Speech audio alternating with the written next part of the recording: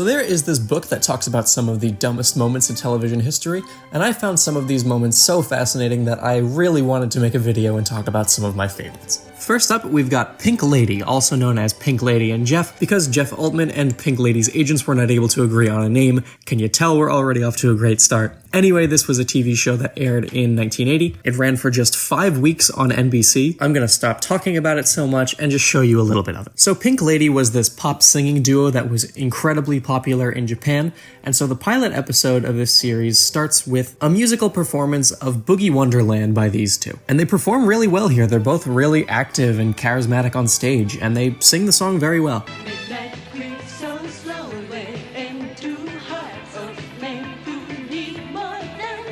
The show is also hosted by comedian Jeff Altman, who I think does a pretty good job here as well, especially in his opening monologue. Let me just take sort of a little survey here. How many of you have been out to dinner recently and wanted to try this silly little party gag?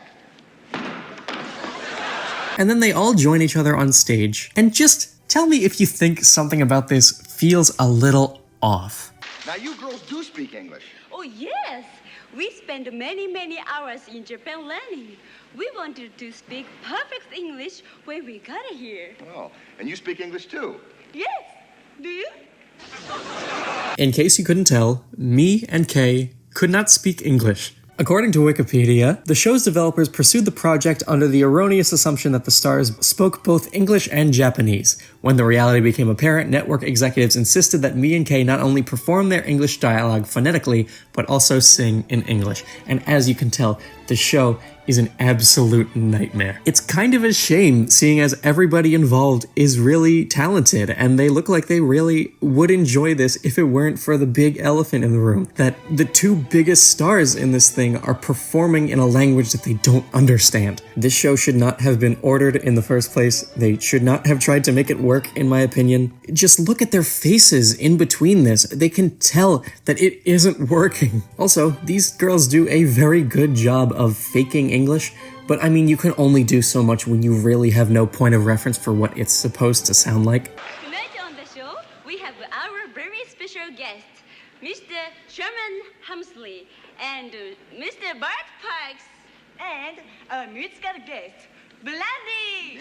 They're not terrible at speaking English phonetically, but you can just tell that they have no idea what they're actually saying. It takes Kay a while to get used to foreigners, but I like you already, Jeff. You are so handsome. Wonderful. So, in conclusion, this was a waste of talent and of a time slot, and perhaps the only saving grace about the project is that some idiot film student gets to make a video talking about it 40 years later. Up next, we're going to go back to 1978 for the 1978 Science Fiction Awards, where William Shatner performed Elton John's Rocket Man. And I say performed instead of sang because he didn't sing it. He sat on stage lethargically reciting the words to the song like it were a poem while the backing track for this thing plays. And I think it's going to be a long time. The touchdown brings me back again to find I'm not the man they think I am back home. It speaks for itself, and there is really no commentary or explanation that I could provide that would fully convey how funny this really is. Burning out his fuse out here, alone. I think it's gonna be a long time. Here's a pretty quick one. It's this promo from CNN for when Paula Zahn was anchoring. Where can you find a morning news anchor who's provocative, super smart, oh yeah, and just a little sexy?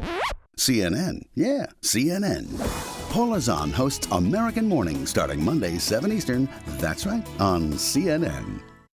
Up next, we've got the infamous General Motors truck story. Dateline put out this story where they explain that General Motors trucks have one major manufacturing flaw that causes them to explode and catch fire when a minor crash happens. According to our experts, the pressure of the collision and the crushing of the gas tank forced gasoline to spew from the gas cap.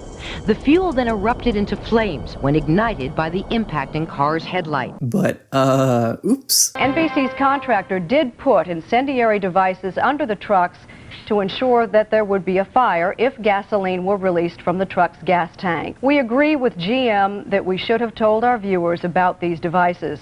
And finally, in 1986, we have the mystery of Al Capone's vaults, hosted by Geraldo Rivera. Basically, this was a 2-hour special where they found one of Al Capone's vaults hidden in the basement of this hotel, and so they decided to have a 2-hour-long TV special where they crack it open and figure out what's inside. Geraldo Rivera does a very good job hosting this thing. He builds a lot of excitement, and it really seems like he's genuinely excited about the process as well. Capone used this staircase leading down from the second floor to go into a secret tunnel that led into the Walgreens drugstore just next door to the Lexington Hotel. Throughout the special, he gives background and provides context on who Al Capone was. He even speculates and provides some theories as to what could be hidden inside one of these vaults.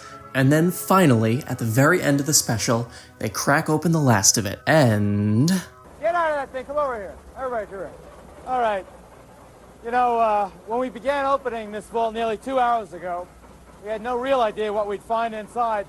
As it turns out, we haven't found very much, at least not yet. They didn't find anything. I honestly think that's hilarious. All right, I'm going. I'll see you. Good night. I'm sorry. Anyway, that's going to do it for this video. I know it was kind of a short one, and I know that I didn't go as in-depth into any of these as I really could have. That is mostly because I find a lot of these topics so interesting, and I could easily see any of these making a topic for their own video at some point. But I want to thank you guys for watching, and I hope to see you in the next one.